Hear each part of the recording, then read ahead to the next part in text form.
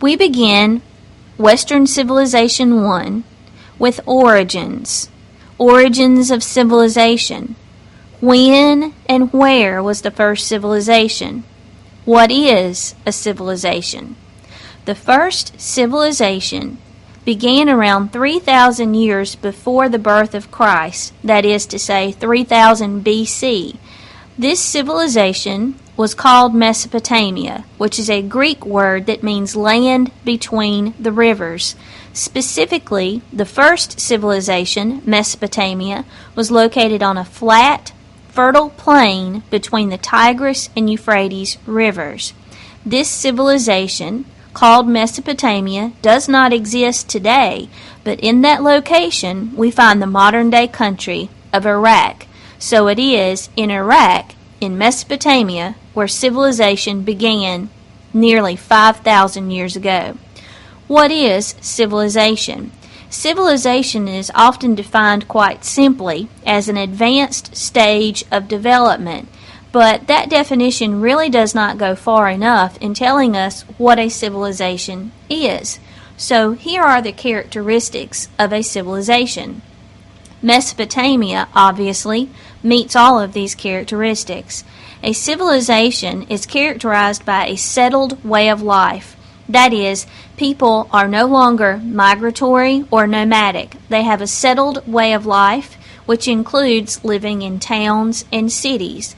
They have also learned domestication of plants and animals, meaning that they do not have to follow herds. Instead, they know how to grow crops from seeds and how to breed and raise livestock. A civilization also has a medium of exchange or a system of money. A civilization also has social structures, or another way to state that is social stratification. Yet another way to state that is that a civilization makes distinctions among people based on status, wealth, land, power, influence. In other words, a civilization is characterized by social classes. Also, a civilization has a political organization, meaning a system of government. Civilizations also must have art, religion, and a method of keeping records, in other words, writing. All of these characteristics were present in the fertile land between the Tigris and Euphrates River around 3000 BC. 5,000 years ago, civilization began not in the West, but in the Middle East. The first civilization, Mesopotamia, is sometimes dubbed or nicknamed by historians the cradle of civilization because it is the birthplace of civilization. It is also sometimes called the Fertile Crescent. Crescent because of its crescent-like shape. It's a semicircular area that stretches from the Persian Gulf to the Mediterranean Sea. Fertile because it was capable of supporting large numbers of people in ancient times. We often have a tendency to think of the Middle East as dry, desert area, and while that is certainly true today and then, the area between the Tigris and Euphrates rivers is lush by comparison to surrounding areas. So it is in this area that civilization began. The geography, environment, and climate of Mesopotamia was very difficult. The Mesopotamian people had a tendency to be very pessimistic in their view of life because their geography, environment, and climate was harsh. Now, we've just said that Mesopotamia is called the Fertile Crescent and capable of supporting large numbers of people. That's not to say it was not without problems. In ancient Mesopotamia, flooding was often a problem, devastating floods from the Tigris and Euphrates which would wipe out homes of people, wipe away businesses. Also, there were problems with droughts and famine, erratic or no rainfall, unstable, unpredictable rivers, and occasionally 8 to 9 feet, salt tides would sweep in from the Persian Gulf and wither crops as they lay in the fields. So this horrible situation here in Mesopotamia in terms of geography, environment, and climate led the Mesopotamian people to be very negative and pessimistic, almost insecure and paranoid, wondering what the future held. This pessimism is reflected in their works of art, their literature, their religious beliefs, and certainly in their law code. This harsh environment created a harsh people.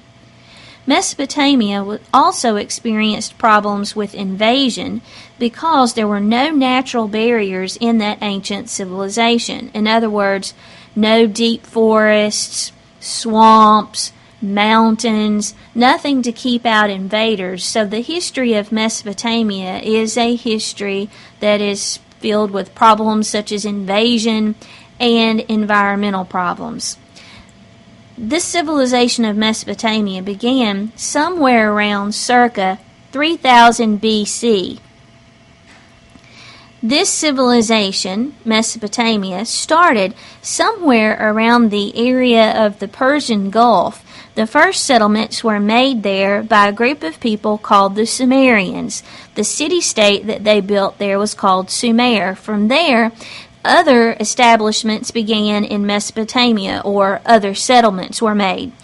Originally, the Sumerians and the early inhabitants of Mesopotamia built simple towns with simple temples that were run by priests.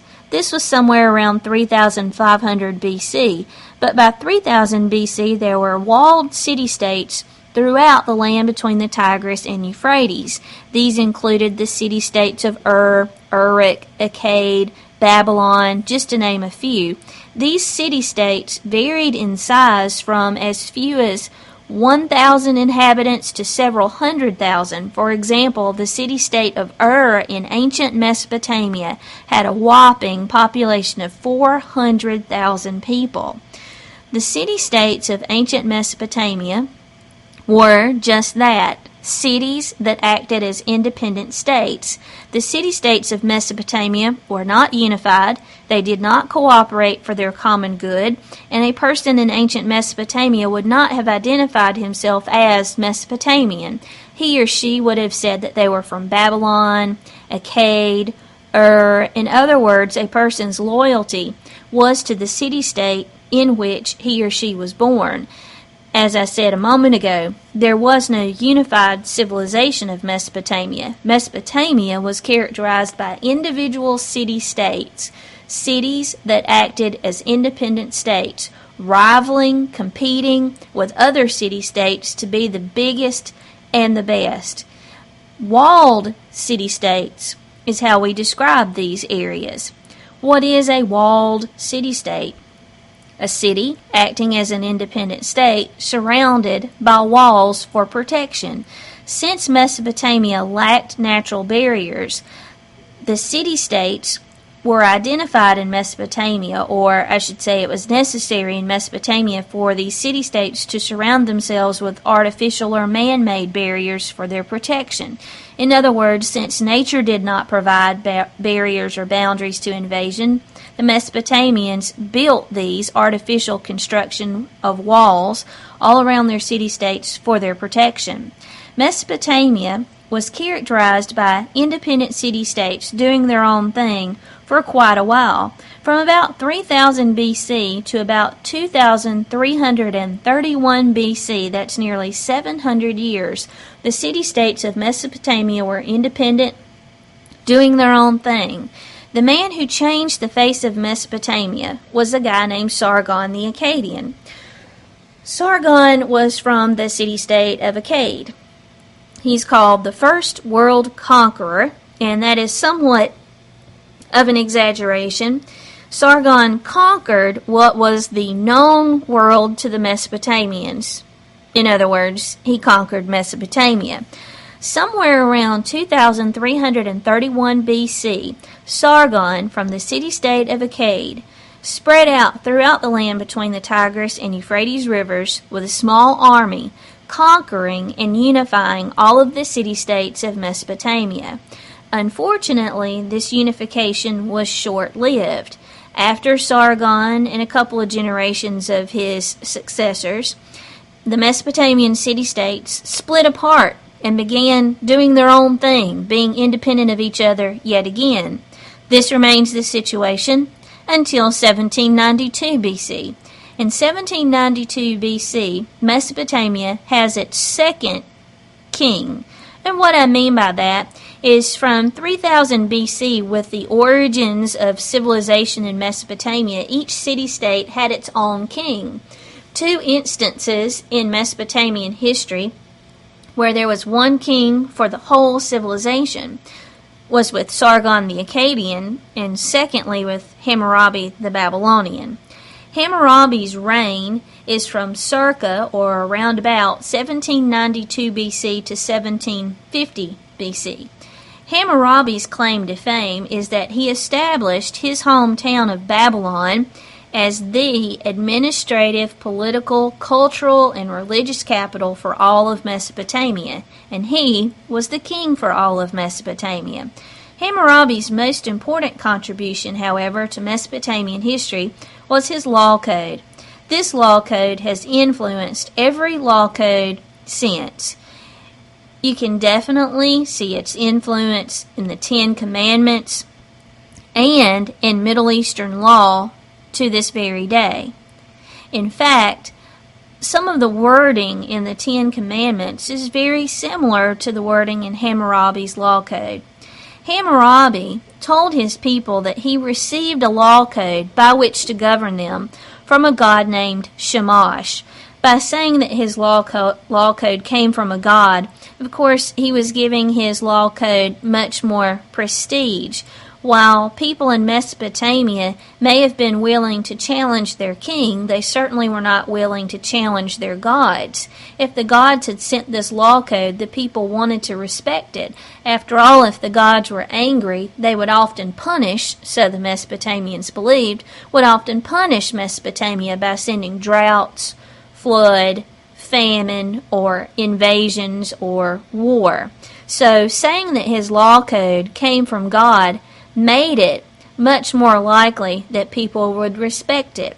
Hammurabi's law code operated on the principle of eye for an eye, tooth for a tooth, a concept that we still associate to this very day in modern times with Middle Eastern law codes. Literally, an eye for an eye, tooth for a tooth. The punishment fits the crime. What you do to me, I do to you. If I am your victim, your punishment as the criminal is whatever you have done to me. If you removed my eye, I get to remove your eye. If you have broken my bone, I break your bone as your punishment. If you knock out my tooth, I knock out your tooth as your punishment. Punishment fits the crime. One of Hammurabi's laws in this code dealt with the veiling of women. In Hammurabi's code, he stated that when a woman, and by woman he specifies lady, meaning a wife or a mother or a daughter or a fiancée, was to be veiled from head to toe when she left her home. The only kind of woman who could be out on the streets unveiled, showing herself to the public, was a prostitute. Therefore, it was very easy to identify a lady and a prostitute. The prostitute would be bareheaded. So, even to this day, in many Middle Eastern countries, we find that women still veil themselves based on a tradition from Hammurabi's code that dates back to 1792 to 1750 BC. That means the idea that a Middle Eastern woman should be veiled from head to foot dates back nearly 4,000 years. Hammurabi's code was extensive, meaning that it covered every possible imaginable situation, and some situations that you would not imagine you needed a law for. Just to give you a few examples, Hammurabi's law code included consumer protection laws and minimum wage laws and animal cruelty laws. all of these ideas people associate with being modern inventions. Actually, the idea of minimum wage, consumer protection, and animal cruelty laws date back to the first comprehensive law code from ancient Mesopotamia. In other words, back to Hammurabi. What do we mean, consumer protection? Well, consumer protection is sort of like the modern-day concept of a lemon law. In ancient Mesopotamia, if you bought goods or services, it was expected by law that you got what you paid for and that it was of good quality. If it was not, you could demand compensation or replacement. I'll give you a couple of examples here of consumer protection in ancient Mesopotamia. If a family contracted a house, and I know that sounds strange, but it was true, in all of these Mesopotamian city-states, there were contractors, people who built houses for a living. Mesopotamians lived in mud brick houses, so a family may save up their earnings for a while, meet with a contractor, negotiate a contract, a floor plan. They build the house, they pay for the house, they're living in the house, shoddy construction, the roof caves in. According to Hammurabi's code, the contractor must pay to fix that roof at his expense because he did not do a good job with it. Supposing, and the law code says this, that in the process of the falling of the roof, all of your belongings are destroyed. The code provides that the contractor should replace all of your belongings with his own belongings or with new things. If the roof collapses, destroys all of your things, and kills your eldest son, remember, punishment fits the crime. What happens to the contractor? The contractor must pay to fix the damage at his own expense, replace all of your things, and yes, the law code says that the contractor's eldest son will be put to death as well. Students often ask, what happens if the contractor did not have a son? I cannot answer that question. No one can. We don't know the answer to that. All we know is what the code says.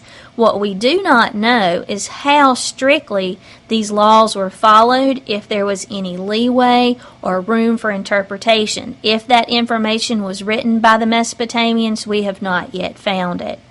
Another example of consumer protection. In ancient Mesopotamia, it was common for a man, after work, to stop by his local mud brick tavern on the way home and get himself a beer or an ale.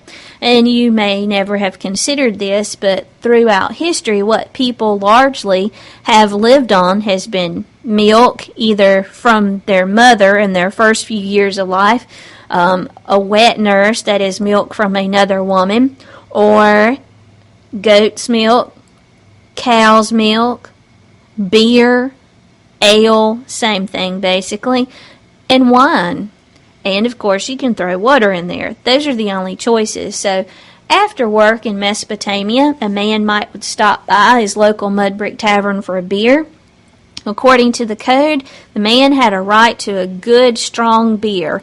If he suspected that the tavern keeper, who was a woman in Mesopotamia, a woman could be a wife, a mother, a barkeeper, or she could also rent out rooms in her bar, and she may also choose to increase her income by offering certain services to her male patrons. So when a man stopped by his local mud brick tavern to get a beer from his barmaid, he expected the beer to be good and strong. If he suspected that the beer had been watered down, in other words, the barmaid was running low on beer, so to make it go farther she added water, he could accuse her of watering down his beer, and the law code provides that if he can prove this, and we don't know how he would prove it, but if he could prove it, the woman would be drowned in the Tigris or Euphrates for the crime of watering down her customer's beer. Also, minimum wage requirements in ancient Mesopotamia existed, as well as, laws preventing animal cruelty. We also find in this law code laws that deal with the protection of various male parts of the anatomy, also We find laws that protect a woman from miscarriage if she was involved in a fight and someone caused her to lose a baby that she was carrying. There are laws that deal with that, such as how much payment would be required for the miscarried fetus. They had laws for everything in ancient Mesopotamia, including adultery. According to the code, a man was allowed to commit adultery so long as he committed the act with a woman who was not property of another man, meaning she was not the wife or fiancée of another man. If she was not yet promised or not yet married, they could both get away with that. A man was allowed to commit adultery, a woman was not.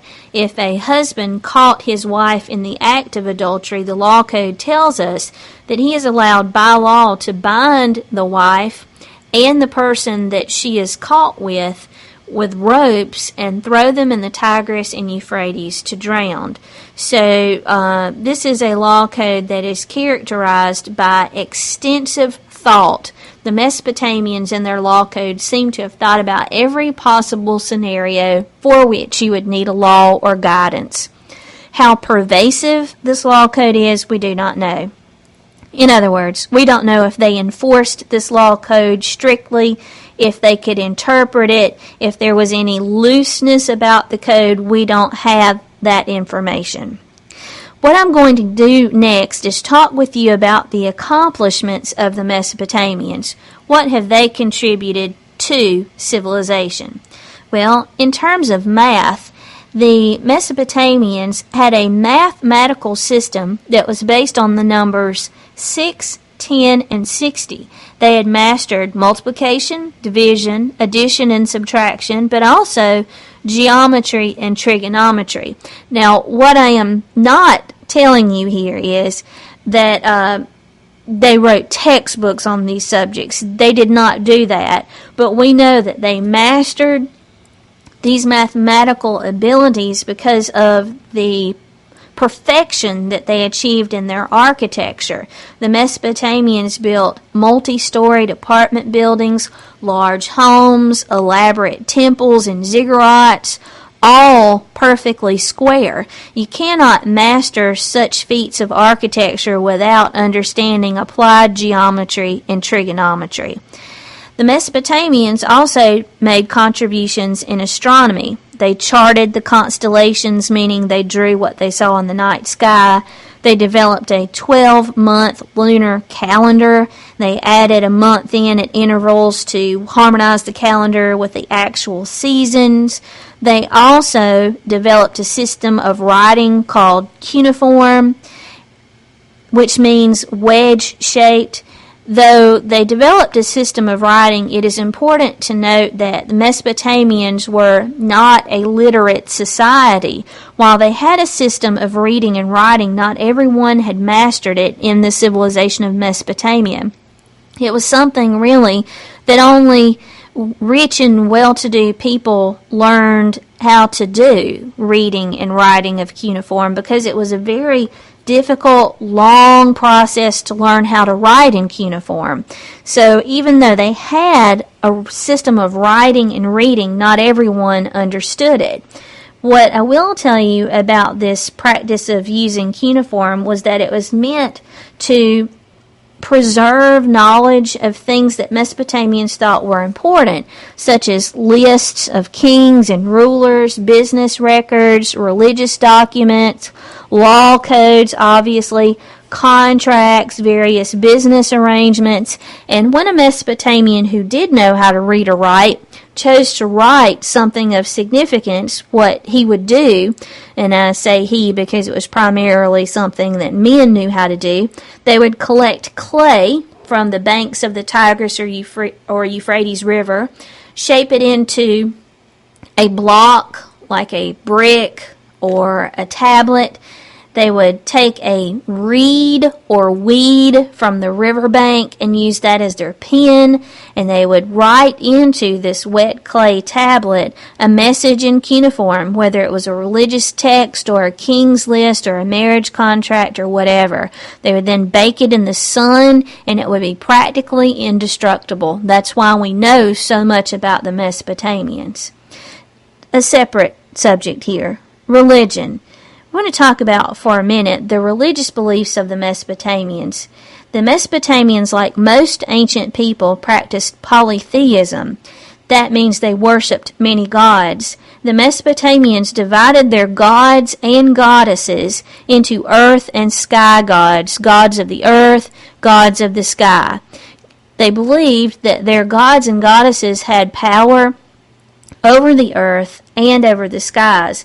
When they envisioned their gods, they saw them as being anthropomorphic. That is a word that means human-like in appearance and also in personality. So just like there are nice people who are helpful, there were helpful Mesopotamian gods and goddesses.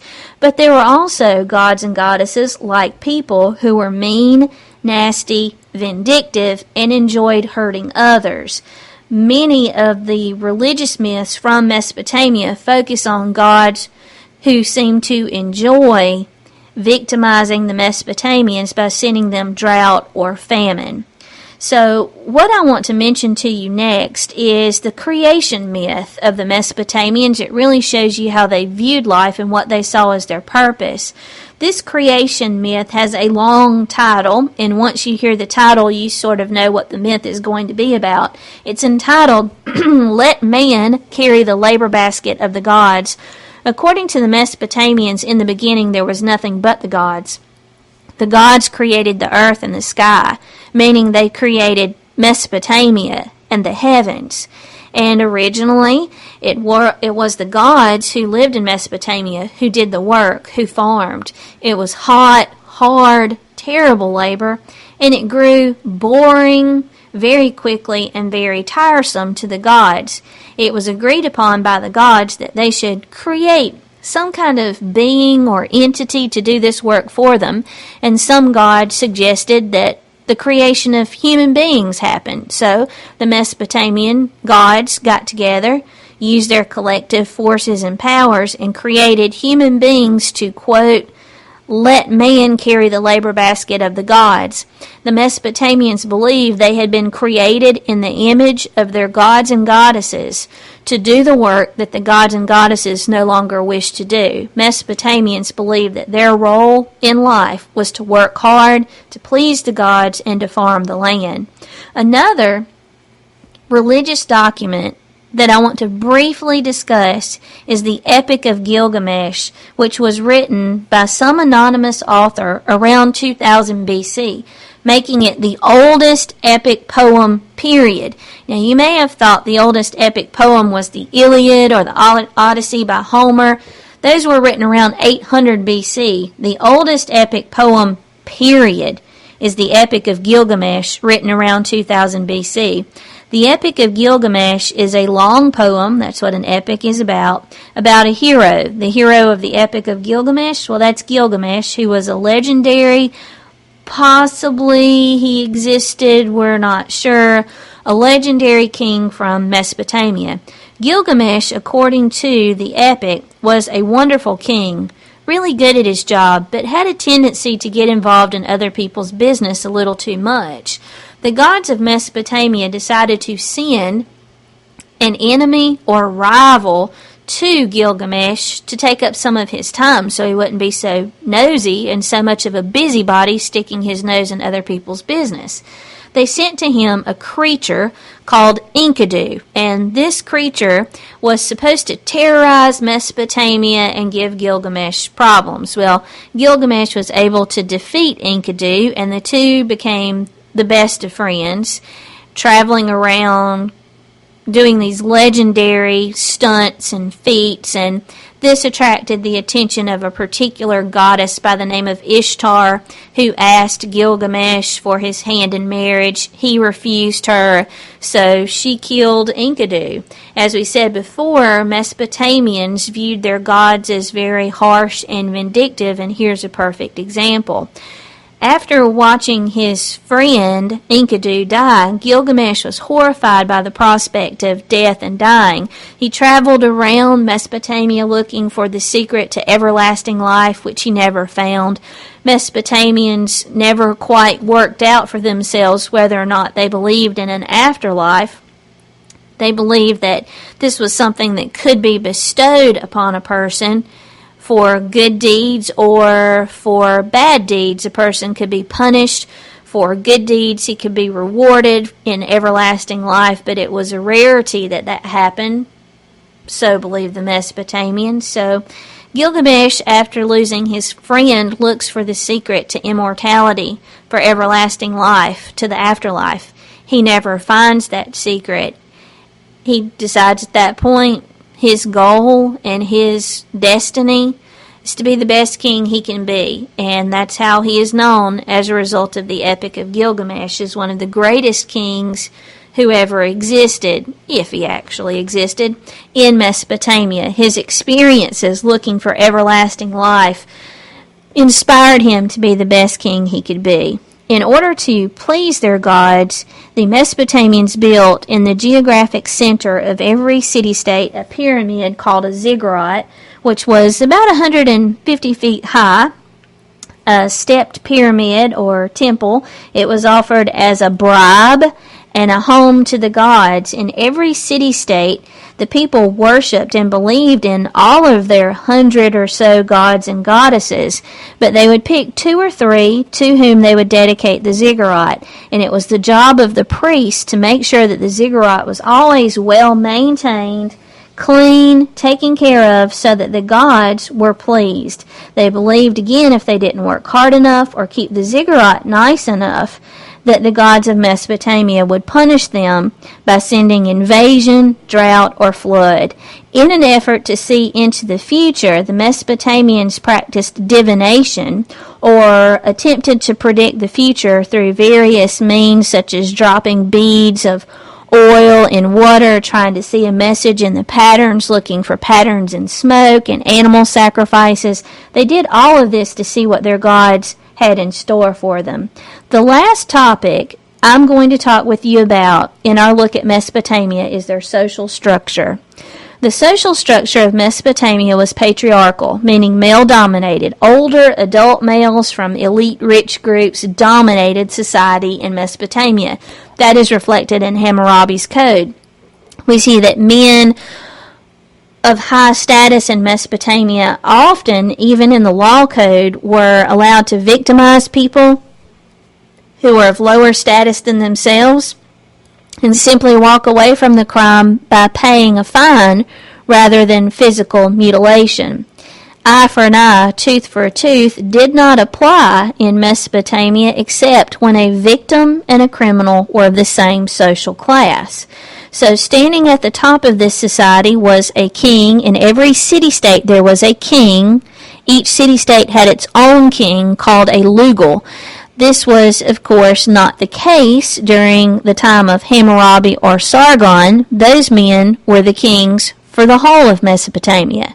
But throughout the majority of its history, each city-state had its own individual king, called a lugal, who was a proven warrior, elected by the citizenry of the city-state. He was the commander-in-chief, the protector of the people. He was respected and revered, but certainly not worshipped. Below the king in social status were a group of people called aristocrats or nobles. These are wealthy landowners and would include the king and his family, though he occupied a status above the nobles. It also included priests and palace officials. The priests, of course, worked at the ziggurat. The palace officials worked for the king. The next rung of society was occupied by a group of free men and women called the free clients or awilu. These individuals worked the land for the nobles and received plots for their own use for doing a good job of working the plots owned by the nobles. Below them, the majority of society, commoners, free men and women who could not rival those above. These were the working class artisans and craftsmen in ancient Mesopotamia. At the very bottom of this social structure were slaves. This was a minority group in each city-state. Very few people were enslaved in ancient Mesopotamian city-states. Slavery in a Mesopotamian city-state had nothing whatsoever to do with race or ethnicity. The way a person became a slave in Mesopotamia was that he was captured in war with another city-state. He was a prisoner of war and made a slave because he lost. He was on the losing side. Or through debt. In Mesopotamia, and here again it shows the power of males in Mesopotamia, a man who overspent himself, spent more money than he made, could actually sell off his family to his debtors as slaves for a specified period of 3, 4, or 5 years. Meanwhile, the father, the husband who had gotten the family in debt, sells off his family to work off his debt. Meanwhile, he's allowed to marry and have more children. When his first wife and children return from working off the debt, they may find that they now have a secondary status in the home. It was allowed in Mesopotamia for a man to have multiple wives. This ends our discussion of Mesopotamia. Please refer to your textbook and your study guides for more information.